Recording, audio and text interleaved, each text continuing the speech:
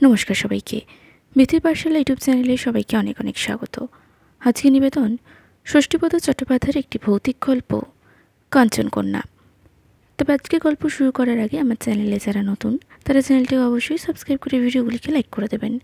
ভালো লাগলে বন্ধুদের সঙ্গে শেয়ার করবেন, পাশে থাকা বেল আইকনটি অবশ্যই ক্লিক করবেন। শুরু করছি আজকে নিবেদন। বাংলা ছায়াছবির যখন সুবর্ণ যুগ, তখন অধিকাংশ বাংলা ছবিরই শুটিং হতো বল্লভপুরে। তা আমার শৈশবের সঙ্গী রমেনদের বাড়ি ছিল সেখানে।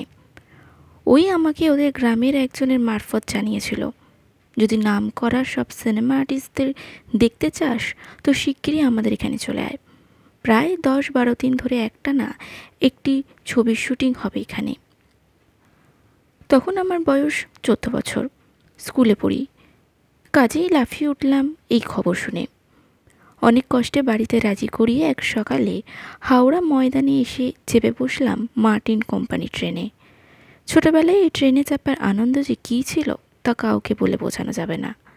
যাই হোক, বেলা 10টা নাগাদ বল্লভপুরে এসে যখন পৌঁছালাম, রমেন তখন ওর বন্ধুদের নিয়ে স্টেশন সংলগ্ন একটি বটগাছের ঝুড়ি ধরে দোল খাচ্ছিল। আমাকে দেখেই হৈ হৈ করে ছুটে এলো আমার দিকে। অনেকদিন পর বন্ধুকে পেয়ে আমিও আনন্দে আত্মহারা হলাম। তারপর সবাই মিলে কলরব করতে করতে ওদের বাড়িতে যখন এলাম, তখন ওর মা বাবাও আমাকে দেখে খুশি হলেন খুব। দুপুরে একটি স্কুল বাড়ির সামনে শুটিং হলো। স্কুলের ছেলেরা দেবদারু পাতা দিয়ে গেট তৈরি করেছে, তারই শুটিং। ছবির নাম কাঞ্চনকন্যা। ছবিতে ছেলেদের দলে রমেনও অংশ নিল। ওর অনুরোধে আমিও অংশ নিতে গিয়ে বাধা পেলাম। কিছু ছেলে আপত্তি করে বলল, ও কি আমাদের স্কুলের ছেলে যে ও অংশ নেবে?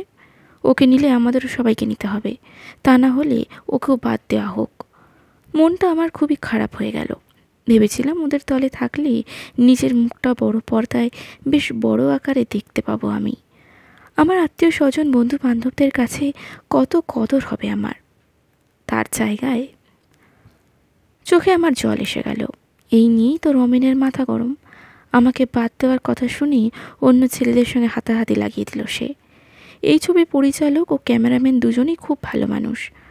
তারা বললেন, হলোই বা বাইরের ছেলে, তবু একজন থাকলে ক্ষতি কী? তাছাড়া বেশ তো ফুটফুটে ছেলেটি, থাকুক না আমাদের ছবিতে। কিন্তু বললে কি হবে? রমেন তখন মারামারির দায় স্যারদের আপত্তিতে নিজেই বাদ। ও তখন দারুণ রেগে ধুত্তেরি বলে আমার হাত ধরে টেনে নিয়ে গেল সেখান থেকে। আশাহত হয়ে মনটা আমার খুবই খারাপ হয়ে গেল। পরদিন দুপুরে কানা দামোদরের তীরে আমরা দুই বন্ধুতে বসে প্রকৃতির শোভা দেখছি, হঠাৎ সেখানে শুটিং পার্টি গিয়ে হাজির। ক্যামেরাম্যান আমাদের দেখিয়ে বললেন, এই তো তোমরা দুজনই আছো দেখছি, আমাদের এখানকার দৃশ্যে তোমাদেরই থাকবে, আর কাউকেও নেওয়া হবে না। পরিচালকের ওই একই মত। তার নির্দেশে একজন মেকআপম্যান আমাদের দুজনকে একটু ঠিকঠাক করে দিলেন। এই ছবির নায়িকা ছিলেন একজন নামকরা চিত্রাভিনেত্রী। তিনি এসে আমাদের দুজনের মাঝখানে বসে কত গল্প করতে লাগলেন। সে অভিনেত্রীকে দেখে বা তার সঙ্গে কথা বলে আমাদের জীবন তো ধন্য হয়ে গেল। এদিকে ক্যামেরা রেডি করে পরিচালক আমাদের বুঝিয়ে দিলেন ছবির দৃশ্যটি কেমন হবে। রমেনের কাজ হবে গুলটি হাতে নদীর ভাঙন বেয়ে জলের দিকে নেমে যাওয়া, আর আমার কাজ হবে অভিনেত্রীর ছেলে সেজে একটি পুটুলি হাতে নিয়ে বনের পথ ধরে অভিনেত্রীর সঙ্গে চলা। আমার ডায়লগ ছিল, মা আমরা কোথায় যাচ্ছি? অভিনেত্রী বলবেন, কথা বলিস না, চুপ। সেই মর্মেই শুটিং হলো। অতএব এত বড় একজন অভিনেত্রীর সঙ্গে শুটিং, এ কি কম বড় কথা? আমার আনন্দের অবধি রইল না। তখনকার মতো শুটিং তো হলো, কিন্তু গণ্ডগোল হলো পরের শুটিংয়ে। পরের শুটিং হলো অন্ধকার নেমে আসার পর। অভিনেত্রী আলুথালু বেশি ছুটে আসছেন খোকা খোকা করে। কৃত্রিম আলোয় আলোচিত করা হয়েছে বনপথ। Camera ready, shooting start. অভিনেত্রী ছুটে আসছেন, উদ্বিগ্ন মুখে ডায়লগ, খোকা খোকা। সঙ্গে সঙ্গে অন্ধকার বনের ভেতর থেকে কে যেন বলে উঠল, আমি এখানে মা। পরিচালক চেঁচিয়ে উঠলেন, কাট কাট। কে বলল এই কথা? ধারে কাছে তো কেউ নেই। তাহলে অবশেষে অনেক অনুসন্ধানের পর কাউকেই যখন পাওয়া গেল না, তখন আবার শুরু হলো শুটিং। কিন্তু এবারেরও সেই একই ঘটনার পুনরাবৃত্তি।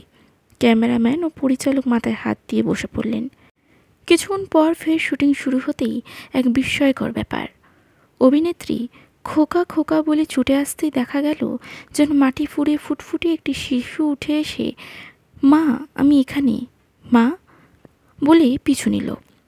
অভিনেত্রী দারুণ ভয় পেয়ে আছড়ে এসে পড়লেন ক্যামেরার সামনে। ভয় কাঁপতে লাগলেন থরথর করে। আবার শুরু হলো খোঁজাখুঁজির পালা। কাদের শিশু, কোথা থেকে এলো?